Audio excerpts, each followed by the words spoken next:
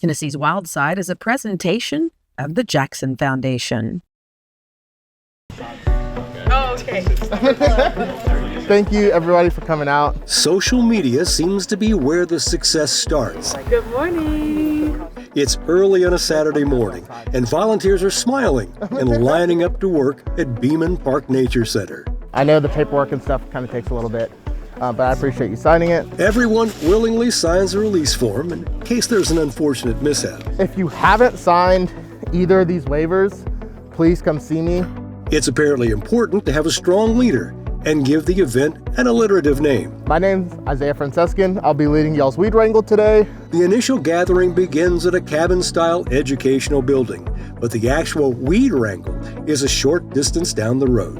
What we're gonna be doing is we will be going to our Proctor barn. I don't know how many of y'all are familiar with Beaman Park, but we have about 1,900 acres, and part of that is a barn.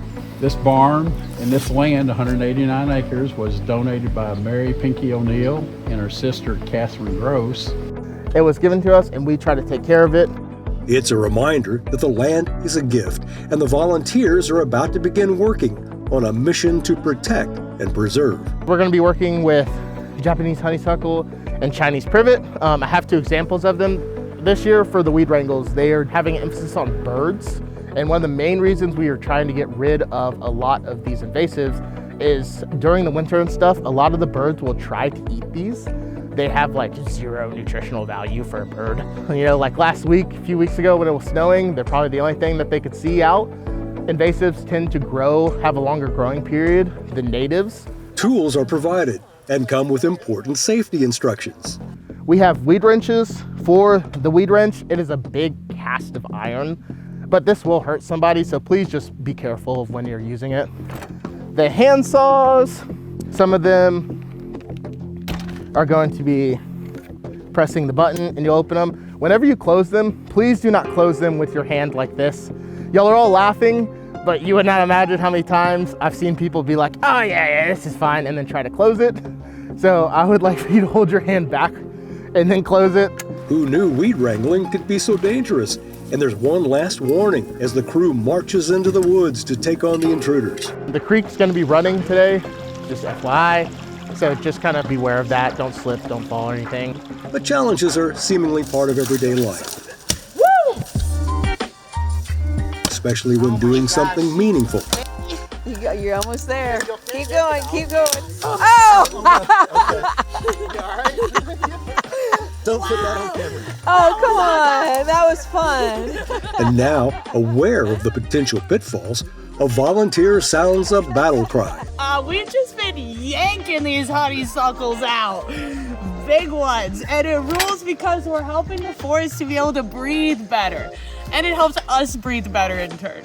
Quickly, the volunteers evolve into a team, pulling, yanking, cutting, clipping over the next couple of hours, somehow avoiding casualties.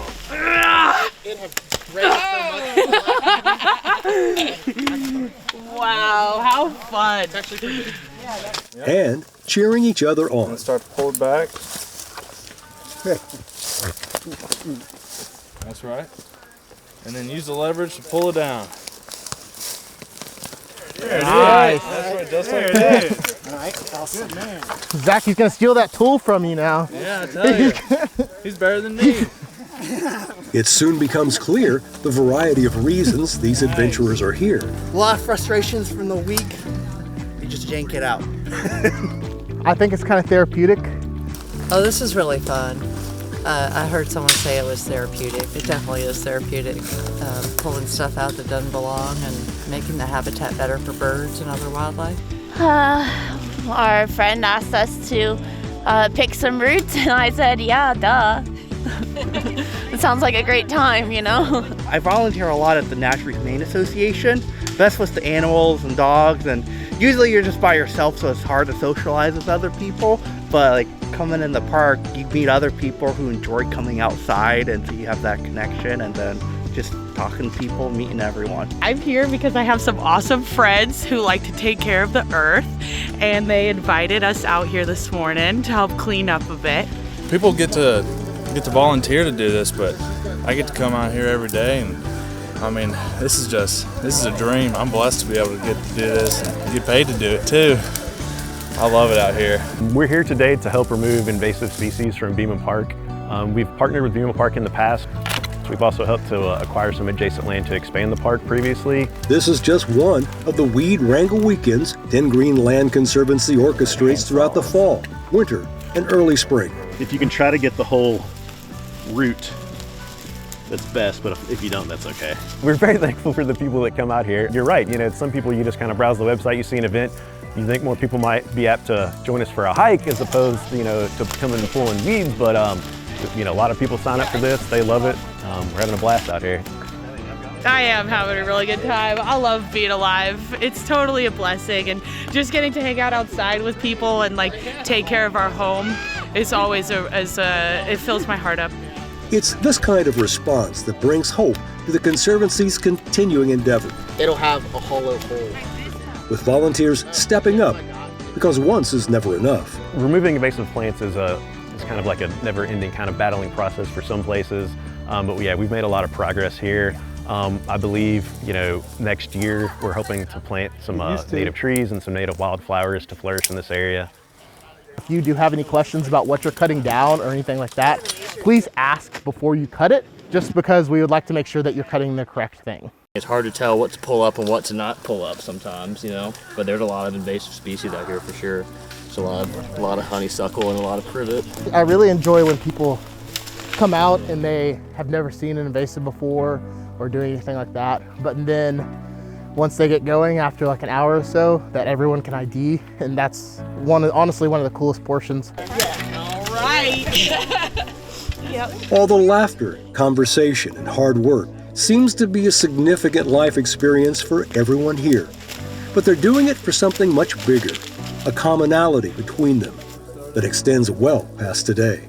We are along the western Highland Rim, and we will take as much of that as we can and preserve it and keep it for your kids, my kids, your kids' kids, and let it be a safe place for them to come enjoy nature in a big city that's growing. It's absolutely booming, and this is a time where we need to preserve an area like this right now.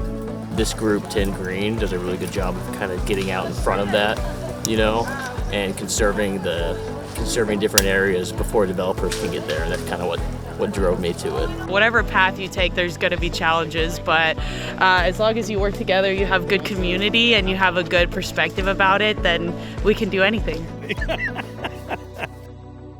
There are plenty of opportunities if you're looking for a chance to join in the weed wrangling fun.